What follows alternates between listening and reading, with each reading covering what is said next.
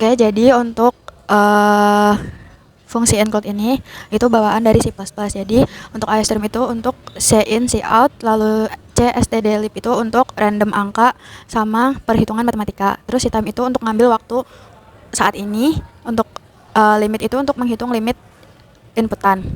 Lalu ada fungsi void. Ini untuk print header, jadi untuk bagian atas bagian coding ini. Terus untuk bagian coding ini, string heart itu ketika jadi ini fungsinya untuk nampilin energi kita. Jadi energi itu mulai dari 0 lalu bakal diulang sampai 10 dengan simbol berbentuk hati. Nah, pada fungsi ini itu kita akan melakukan inputan. Jadi user akan nge-input angka kan. Nah, di sini nanti bakal divalidasi kalau misalnya angka yang di-input itu, angka yang dipilih mulai dari 1 2 3 itu salah, nanti bakal keulang lagi. Nah, terus untuk fungsi di main ini ada srun. Srun itu untuk nge-random angka yang bakal kita tebak nanti. Lalu headernya di print dan dikasih tulisan ini sebagai keterangan levelnya kan. Nah, untuk fungsi ini inputan yang kita pilih itu bakal diulang terus sampai ke statement yang benar. Jadi kalau misalnya kita milih satu itu bakal ke statement yang mudah kan, terus yang kedua itu bakal ke sedang, terus yang ketiga itu bakal ke sulit. Nah, kalau misalnya enggak ngetik 1, 2, sama 3 itu bakal kembali lagi, jadi bakal di looping terus sampai ketemu statement yang benar. Terus fungsi ini itu untuk mencari, jadi untuk nge-create trapnya itu sama lokasi hartanya itu di fungsi ini kan. Nah, untuk bagian ini itu bagian petunjuk spesifik. Jadi nanti untuk fungsi ini itu jika energi itu kurang dari 0 bakal diulang terus sampai dengan aksi yang kita inputin benar. Nah, di sini kita bakal dikasih tahu energi yang kita punya sama inventory yang kita punya di fungsi ini. Nah, kalau misalnya nanti kita pilih aksi, di sini kan ada keterangannya, aksi 1 untuk tebak lokasi dan aksi 2 untuk gunakan item. Nah, untuk aksi pertama itu kita ngecari harta karunnya kan. Nah, kalau misalnya kita itu kan di setiap level kan bakal ada maksimal lokasi kan. Nah, kalau misalnya kita input selain lebih dari maksimal itu atau selain itu kita bakal suruh ngulang lagi karena inputan nggak valid. Nah, kalau misalnya terus nanti di sini kita bakal kena trap. Nah, kalau kena trap itu di fungsi ini bakal tahu kalau energi kita itu bakal dikurangin 3 dan kita bakal dikasih tahu lagi total energi kita itu jadinya berapa. Untuk fungsi ini jika selisihnya itu 0 kan berarti kan itu kan angkanya benar. Nah, tapi kalau selisihnya 1 itu nanti bakal dikasih tahu kalau itu tuh mendekati gitu loh, kamu hampir menemukannya. Nah, terus kalau selisihnya itu 2 berarti artinya itu jauh dari angka yang harta karunnya. Nah, dikasih tahu lagi nih, kan tadi kan udah dikasih tahu kalau hampir nemu. Nah, ini dikasih petunjuk lagi kalau misalnya harta karunnya itu tuh lebih besar atau lebih kecil dari tebakan kita. Nah, kalau misalnya setelah itu kalau misalnya kita udah nebak 3 kali dari total udah nebak beberapa kali, nah kita tuh bakal dapat random item. Ini fungsinya dari ini, jadi itu kita bakal dapat random item seperti peta atau potion energy. Nah, kita tuh nggak bisa milih, jadi itu benar-benar random. Nah, kalau misalnya nanti kita pilih potion energy, kita bakal dikasih bonus banyak 3 energi dan bakal dikasih tahu kalau energi sekarang kita itu berapa setelah ditambahin. Nah, kalau nanti kita pilihnya peta, kita bakal dikasih tahu petunjuk spesifiknya itu apa, berapa angkanya itu angkanya itu dari angka berapa sampai berapa. Terus kalau misalnya tadi kan udah pilih aksi pertama itu nyari lokasi kan. Nah, terus untuk aksi kedua itu kita pilih inventory. Kita kalau misalnya di sini bakal divalidasi lagi. Kalau inventory yang kita pilih itu kosong, kita bakal disuruh ngulang di halaman pertama, disuruh milih lagi karena kita kan belum punya item. Terus kalau misalnya kita terdeteksi punya item, kita dikasih tahu kita punya item apa, jenisnya apa, dan jumlahnya berapa.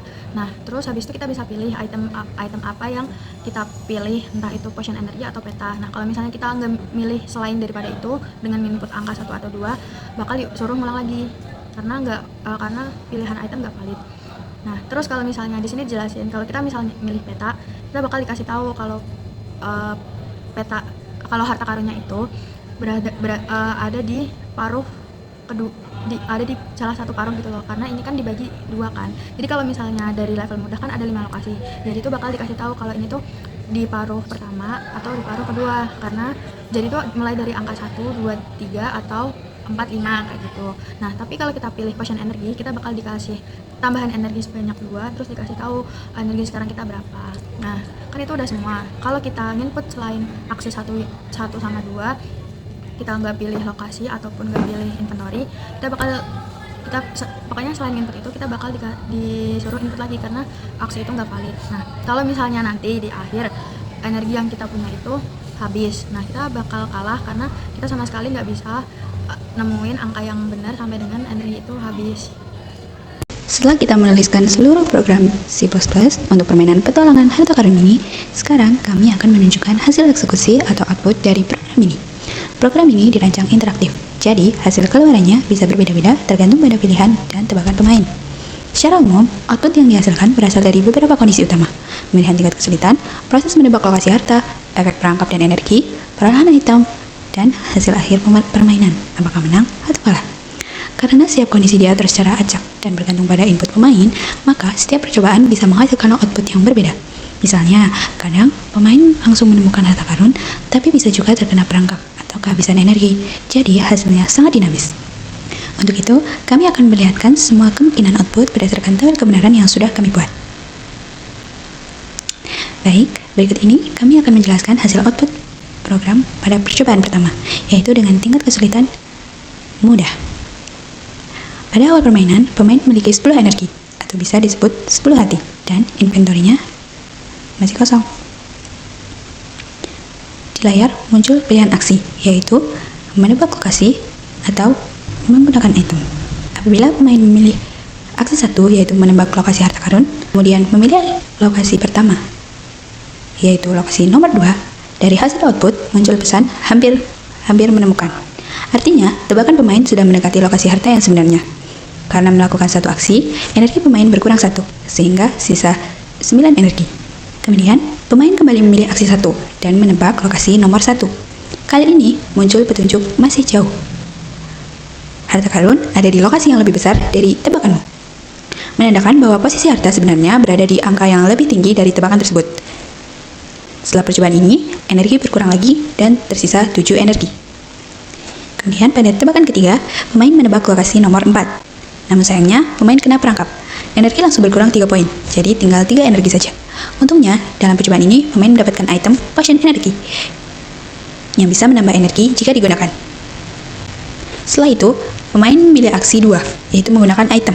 Dari daftar item, pemain memilih potion energi. Setelah digunakan, energi pemain bertambah menjadi 5 energi. Pemain lalu melanjutkan permainan dengan aksi 1 lagi dan menebak lokasi nomor 5. Output menampilkan masih jauh. Harta karun ada di lokasi yang lebih kecil dari tebakanmu. Artinya, harta ada di lokasi dengan angka lebih kecil dari 5. Energi pemain pun kembali berkurang dan kini tersisa 3 energi. Namun, apabila terjadi kesalahan menginputkan aksi, seperti misalnya di sini diinputkan 3, muncul pesan aksi tidak valid, pilih 1 atau 2. Ini menandakan bahwa input tidak sesuai dengan daftar pilihan yang disediakan program, dan sistemnya menolak dengan benar. Terakhir, pemain kembali memilih aksi 1 dan menebak lokasi nomor 3. Kali ini, output menunjukkan pesan, "Yeay, kamu menemukan harta karun di lokasi 3. Selamat ya, petualang berani." Artinya, pemain berhasil menemukan lokasi harta karun dan permainan berakhir dengan kemenangan. Selanjutnya, terdapat kondisi ketika pemain berhasil menebak sebanyak 3 kali, maka sistem akan memberikan item acak. Pada percobaan ini, pemain mendapatkan item peta.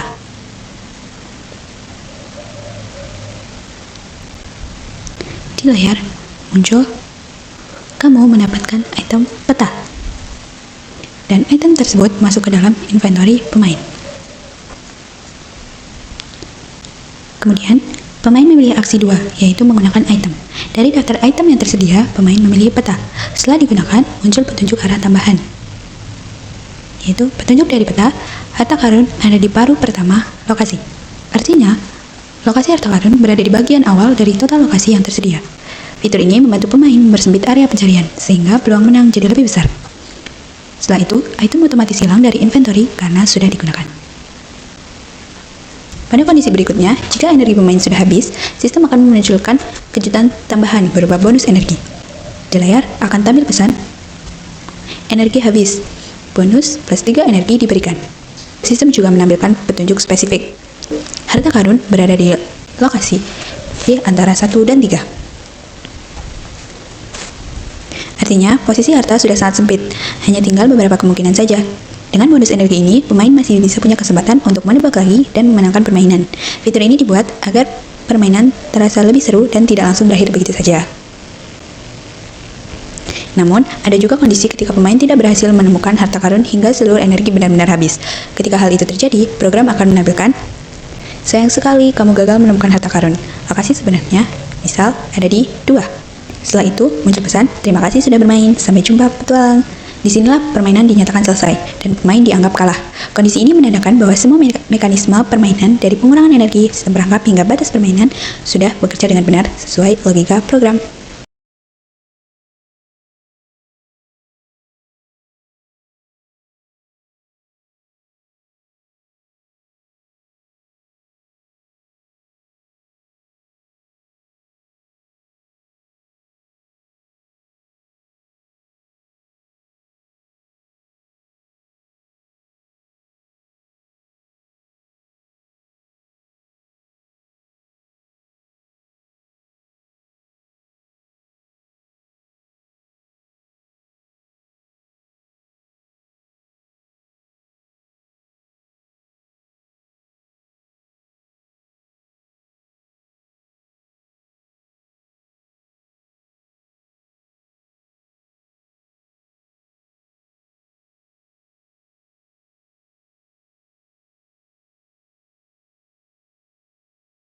Baik, di sini saya akan menjelaskan program dari soal nomor 2. Bagian deklarasi variabel untuk menyimpan data pasien dan pilihan menu.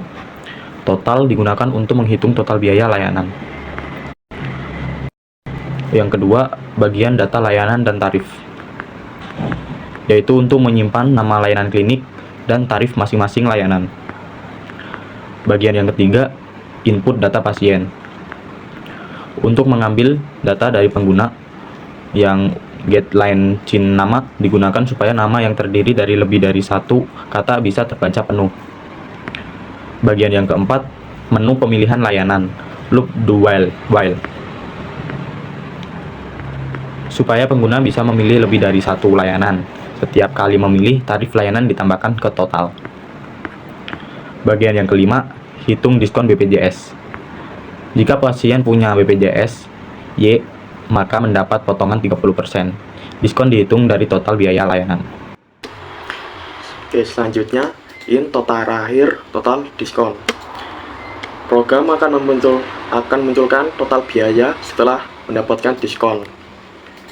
Selanjutnya bayar code, masukkan uang pembayaran. Program akan meminta pasien untuk memberikan uang pembayaran. Kemudian if bayar total akhir. Apabila uang pasien tidak cukup, transaksi akan dibatalkan. Kemudian F kembalian bayar total akhir. Apabila uang pasien lebih, maka pembayaran akan berhasil dan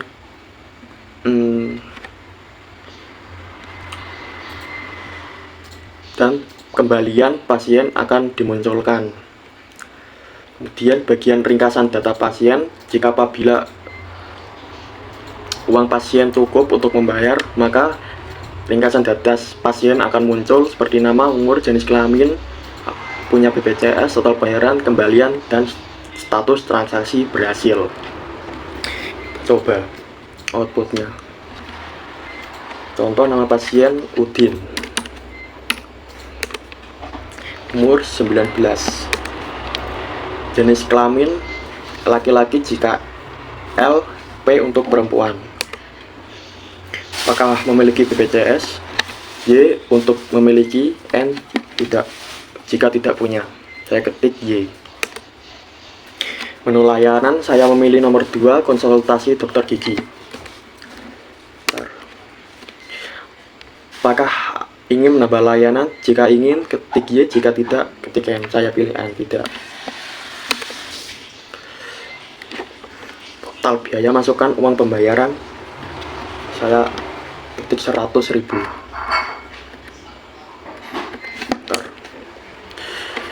Maka ringkasan data pasien akan muncul dan status transaksi berhasil. Terima kasih.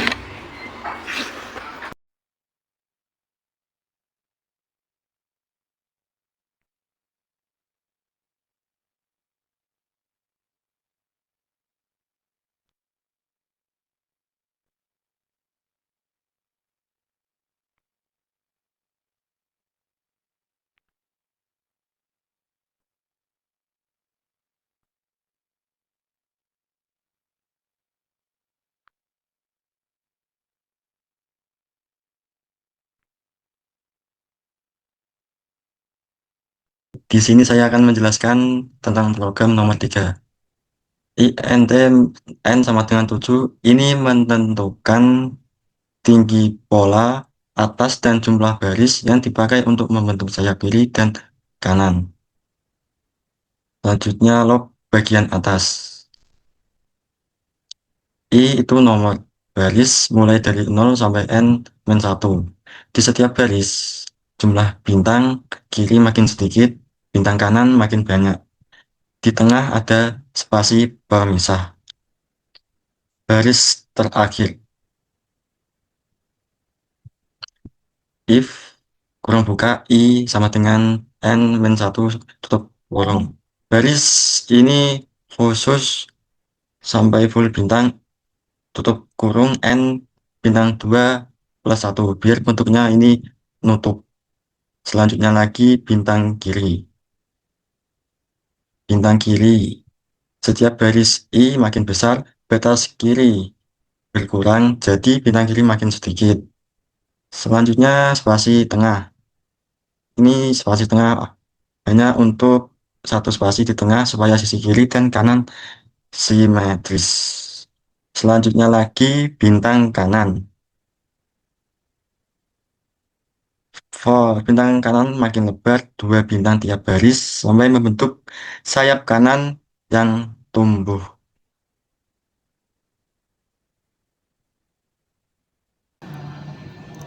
Jadi pada kode for in I sama dengan 0, I kurang dari N min 1, I plus plus itu kebalikan dari bagian yang di atas. Yang kiri ditambah bintang tiap baris, spasi tengah berkurang, dan yang kanan tambah bintang juga. Makanya hasil seperti huruf I terbalik di atas, lalu disambung bentuk bawah yang naik ke atas. Kalau diibaratkan bentuknya yang atas itu seperti sayap turun saling menjauh dan yang bawah seperti sayap naik dan saling mendekat.